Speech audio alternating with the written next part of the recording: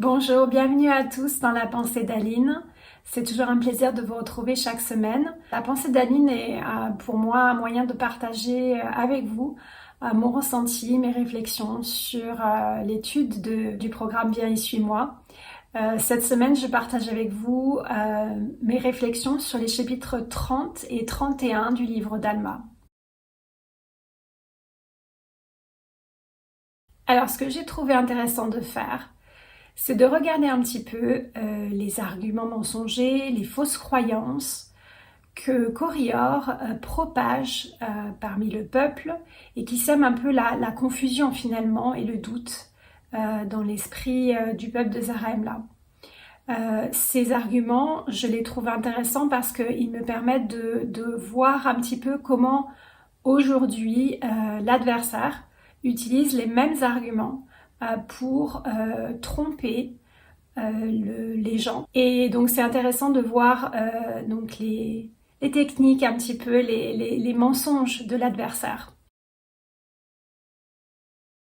La première chose que Corior, bien sûr, attaque, c'est l'existence et la nécessité du Fils de Dieu. Au verset 13 du chapitre 30, on voit qu'il dit « Pourquoi attendez-vous un Christ, car nul ne peut rien savoir sur ce qui est à venir. Ces choses que vous appelez prophéties, ce sont des traditions insensées de vos pères. Vous ne pouvez pas connaître des choses que vous ne voyez pas. Ce dérangement de votre esprit vient des traditions de vos pères, qui vous entraîne à croire des choses qui ne sont pas. » Donc là, on voit que son premier argument, c'est de dire « On ne peut pas savoir ce qui va se passer dans l'avenir. Vous ne pouvez pas affirmer savoir ces choses. Si vous les affirmez, c'est parce que vous vous basez sur des traditions anciennes qui finalement, vous ne savez pas si elles sont vraies ou pas. » En attaquant l'existence du Christ et la révélation reçue par les prophètes, Corior finalement détruit deux piliers fondamentaux des croyances du peuple de Zarahemla et de leur foi, et ainsi évidemment les amène à finalement chanceler et à commencer à commettre des péchés. Corior continue avec un autre argument qui est que l'homme ne peut pas pécher. Il dit au verset 17 « Il ne pouvait être fait d'expiation pour les péchés des hommes, mais ce qu'il advenait de tout homme dans cette vie dépendait de la façon dont il se gouvernait. Un homme prospérait selon son génie, et tout homme conquérait selon sa force, et tout ce qu'un homme faisait n'était pas un crime. » Il continue au verset 18 en disant « Lorsqu'un homme était mort, c'en était fini. » Et effectivement, c'est un argument qui permet d'enlever finalement la responsabilité des actions de chacun, puisqu'il n'y a pas de condamnation, il n'y a pas de péché, il n'y a pas de conséquences. Il continue avec un autre argument, c'est celui de dire que les dirigeants de l'Église, on va dire les instructeurs, les prêtres, sont là pour finalement exercer une certaine autorité et domination sur le peuple. Au verset 23, il dit « Les ordonnances et les observances insensées qui sont prescrites par des prêtres d'autrefois pour usurper le pouvoir et l'autorité sur eux, pour les garder dans l'ignorance, afin qu'ils ne relèvent pas la tête, mais soient abaissés selon les paroles. » Et il continue en disant « Vous dites que ce peuple est un peuple libre, voici je dis qu'il est dans la servitude. » Et ce qui est intéressant aussi, c'est de voir finalement, une fois que Dieu frappe Corior de mutisme, puisqu'il a demandé un signe et c'est le signe qu'il reçoit, on voit que finalement il reconnaît que le diable l'a trompé au verset 53, où il dit « Le diable m'a trompé car il m'est apparu sous la forme d'un ange et m'a dit « Va et ramène ce peuple car ils se sont tous égarés derrière un Dieu inconnu. » Et il m'a dit « Il n'y a pas de Dieu. Oui, il m'a enseigné ce que je devais dire. Et j'ai enseigné ces paroles et je les ai enseignées parce qu'elles étaient agréables à l'esprit charnel. Et je les ai enseignées jusqu'à avoir beaucoup de succès, de sorte que j'ai vraiment cru qu'elles étaient vraies. Et c'est pour cela que j'ai résisté à la vérité jusqu'à faire tomber cette grande malédiction sur moi. » Ça, c'est vraiment quelque chose qui est vrai, réel. Ce processus, en fait, de se convaincre, de croire en quelque chose tellement qu'on se convainc que c'est vrai. même si ces choses ne sont pas vraies. Combien d'entre nous, et je m'inclus aussi parce que ça m'est arrivé plusieurs fois, finalement nous mentons à nous-mêmes. Et j'aime beaucoup ici que Courier explique que le diable lui est apparu sous la forme d'un ange. Et c'est vraiment ce que le diable essaie de faire, c'est-à-dire en fait nous convaincre qu'il a notre bonheur finalement à cœur et qu'il nous persuade de faire certaines choses qui finalement sur le coup nous font du bien, mais en disant ne t'inquiète pas, c'est pas très grave, il n'y a pas de conséquences mauvaises.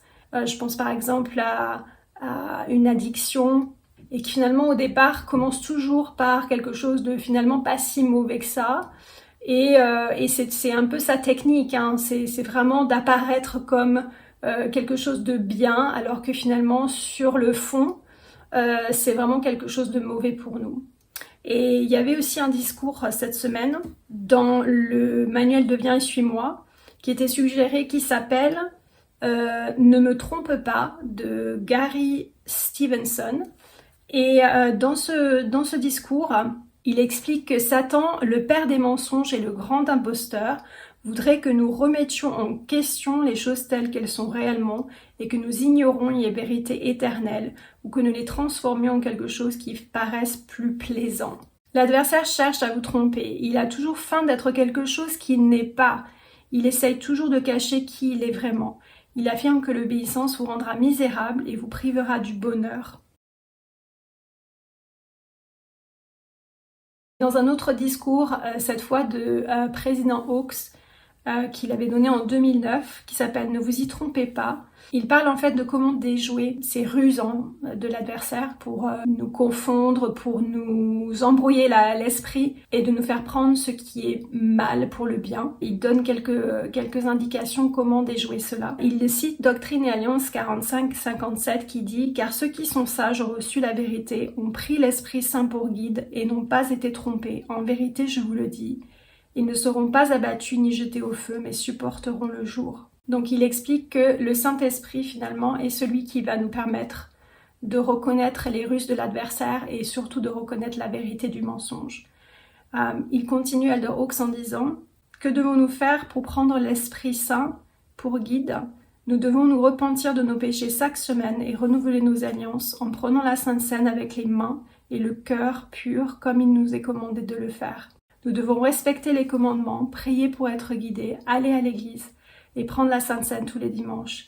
Et nous ne devons jamais faire quoi que ce soit qui chasse cet esprit. » Donc la clé ici, c'est vraiment de faire en sorte de ne jamais en fait faire quelque chose, ou voir quelque chose, ou dire quelque chose qui chasse l'esprit. Dès que nous voyons que l'esprit se retire, c'est sûrement que l'adversaire est en train d'opérer sur nous et d'agir sur nous et de nous influencer. Une chose que j'ai appris avec l'expérience, c'est que en fait, on ne peut pas vraiment être trompé si on est constamment dans l'action positive. C'est-à-dire que si on est constamment en train de suivre les commandements, d'être dans les lieux saints, de servir notre prochain, de finalement vivre l'évangile de Jésus-Christ activement, en action, en parole, et pas seulement en pensée. Si on fait ces choses-là, en fait l'esprit ne peut que demeurer en nous.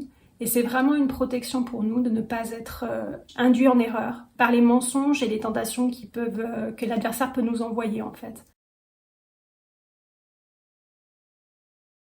Voilà, c'est tout pour cette semaine. J'ai pas trop abordé le chapitre 31 qui contraste un petit peu la prière des Oramites qui sont complètement dans l'erreur et complètement sous l'influence de l'adversaire.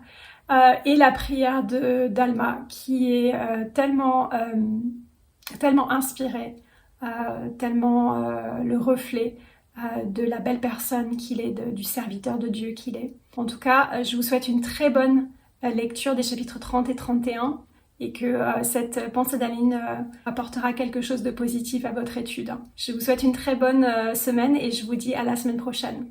Au revoir.